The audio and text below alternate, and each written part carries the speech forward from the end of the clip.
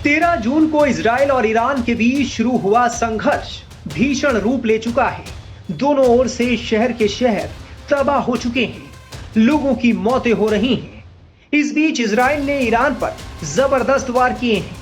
Israel ने Isfahan nuclear site पर हमले से लेकर ईरान की खुफिया एजेंसी के 3 वरिष्ठ सैन्य कमांडरों समेत कुल 15 सैनिकों को मार गिराया है।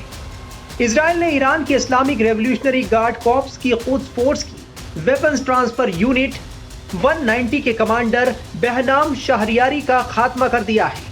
आईडीएफ ने बताया है कि आईआरजीसी की खुद फोर्स वेपन्स ट्रांसफर यूनिट के कमांडर बेहनाम शाहरियारी को पश्चिमी ईरान में आईडीएफ के हवाई हमले में मार गिराया।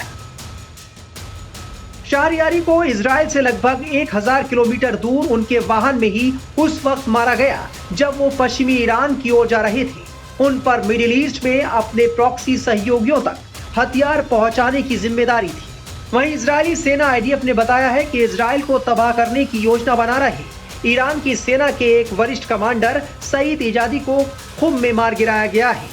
इजादी कुद्स फोर्स के कमांडर भी थे जो ईरान की सरकार और हमास के बीच मुख्य समन्वयक थे। आईआरजीसी के वरिष्ठ कमांडर और ईरान की सरकार की हमास के आला अधिकारियों के बीच सैन्य समन्वय की कमान उन्हीं के पास थी। इजराइल ने यह भी दावा किया कि उनकी वायुसेना ने आईआरजीसी के 2nd यूएवी ब्रिगेड के कमांडर अमीनपुर जोतकी को भी मार गिराया।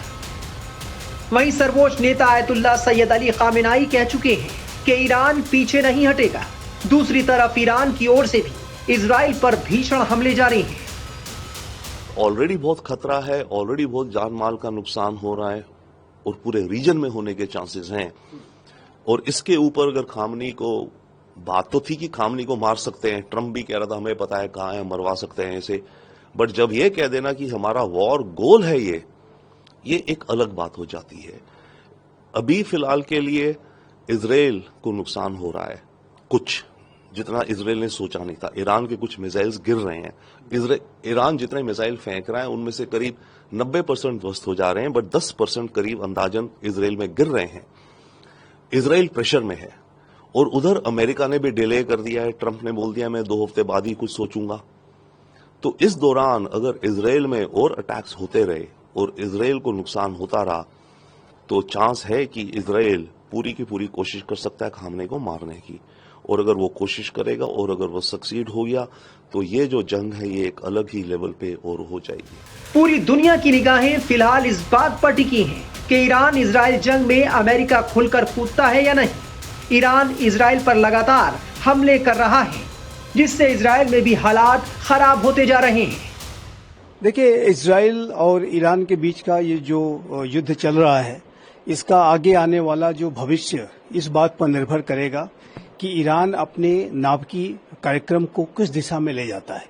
यदि वो अपने नाभिकीय कार्यक्रम पर लगाम लगा लेता है और अमेरिका के साथ जो नई डील की जो बातचीत चल रही है उसके लिए सहमत हो जाता है, साइन वो डील कर लेता है, तो ऐसे में ये जो जंग है वो रुक सकती है और एक शांति की स्थापना हो सकती है।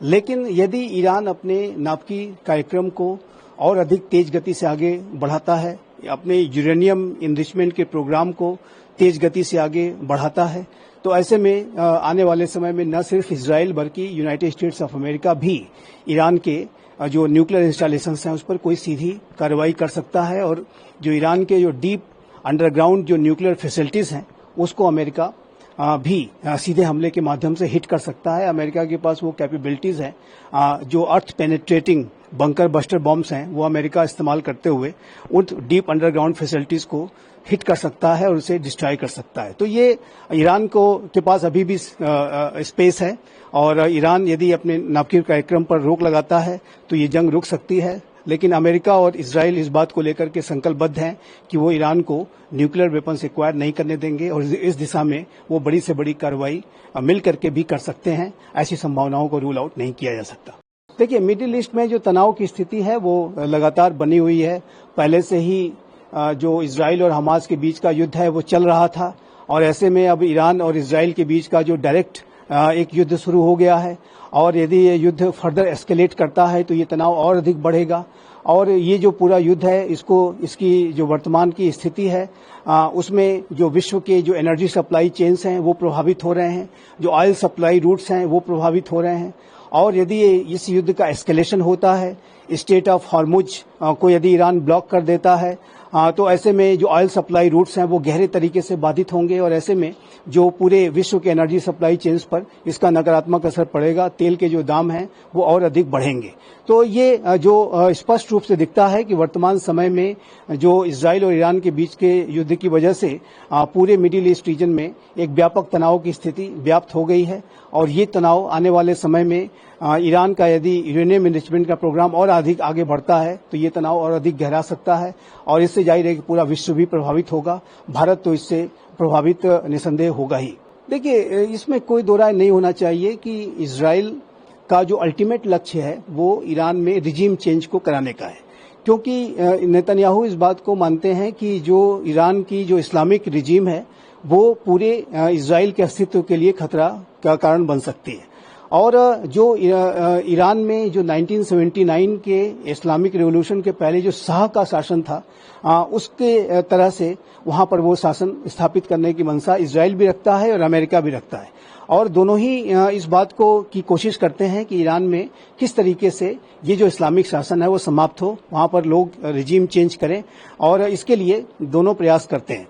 तो ये बेंजामिन नेतन्याहू का ये उसमें ये मानना है कि यदि सुप्रीम लीडर अयातुल्लाह खामनेई को एलिमिनेट कर दिया जाता है तो ऐसे में रिजीम चेंज को कराने में आसानी होगी, लेकिन ऐसी रिपोर्ट्स हैं कि डोनाल्ड ट्रंप ने ऐसे किसी भी प्लान पर इजराइल को एक्शन लेने से रोका है क्योंकि इस समय अमेरिका और ईरान के बीच में एक न्यूक्लियर डील नेगोशिएट हो रही है और यदि ईरान इसके लिए मान जाता है तो संभव है कि इजराइल को ऐसा किसी बड़े ऑपरेशन को करने में अमेरिका उसे गो हेड न दे और उसको इस पूरी प्रक्रिया करने से रोके।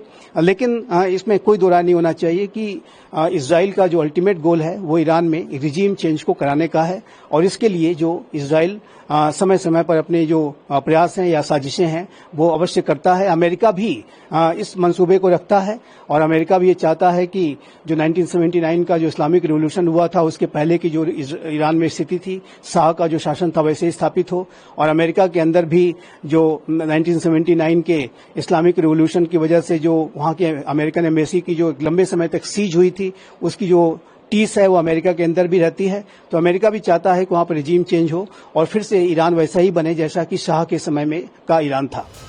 बता दें कि ईरान में अब तक 650 से ज्यादा लोगों की मौत हो चुकी है, जबकि 2000 से ज्यादा लोग घायल हैं। वहीं इजराइल में भी 25 से ज्यादा लोगों के मारे जाने की खबर है, जबकि कई लोग घायल बताए जा रहे हैं।